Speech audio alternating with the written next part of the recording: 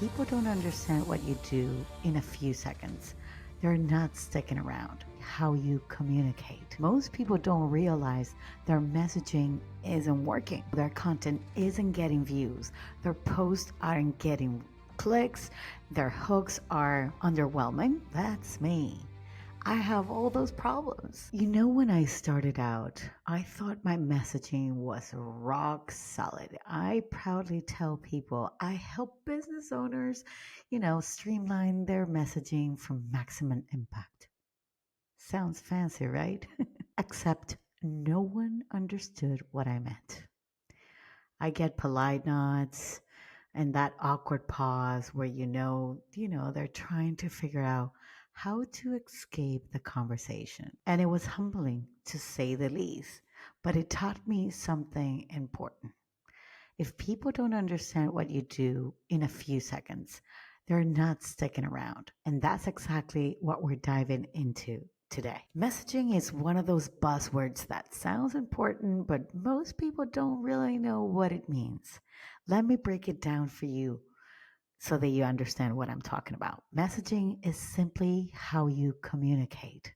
It's the words that you use in your content, on your website, in your ads, even in your emails, because basically, if it has words, it's part of your messaging. Now, here's where it gets a little bit tricky. Most people don't realize their messaging isn't working. They just know their content isn't getting views, their posts aren't getting clicks, their hooks are, let's call them underwhelming. And you might be sitting there thinking, oh no, that's me. I have all those problems. Well, here's the truth. You don't just have a content problem, you have a messaging problem. The way you're communicating just isn't landing. So, how can you fix it? How can you make your words actually work for you and not against you? So, let's dive in. Number one, you got to speak like you're talking to one person. Imagine you are sitting across from your dream client at a coffee shop. What would you say to them? That's how your messaging should actually sound, clear and simple and personal. So let me give you an example. If you're a web designer, don't say, I design high converting websites for small businesses, but why not say and test? I build websites that help you get more clients and grow your business. You see the difference there? You see how that actually feels a little bit more of a conversation? Your words should feel like a direct line to one person, not to a crowd of people that might be listening to you. So you're not talking like that. We don't talk like that when we're talking to one person right in front of us. Now, the second thing that I want you to consider is to be clear and not clever. And this, a lot of people get confused how it is. And here's the deal. Clever messaging might make you feel smart, but if your audience doesn't understand what you're saying, it's useless. Instead of saying, I empower entrepreneurs to achieve their full potential, just simply say, I help business owners make more money.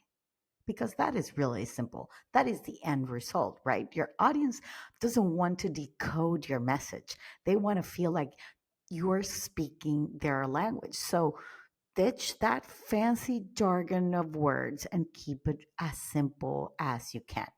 One person many years ago told me, think of him as if they're in fifth grade.